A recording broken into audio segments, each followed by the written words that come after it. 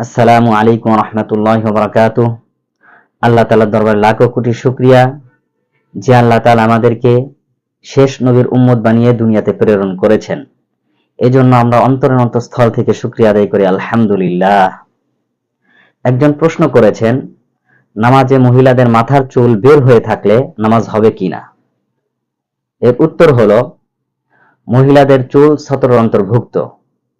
সুতরাং যদি নামাজে কোনো মহিলার মাথার সমস্ত চুলে 1/4 অথবা এর চেয়ে বেশি 3 তসবিহ পরিমাণ অর্থাৎ 3 বার সুবহানা রাব্বিয়াল আযীম বলার সমপরিমাণ সময় বের হয়ে থাকে, তাহলে নামাজ হবে না।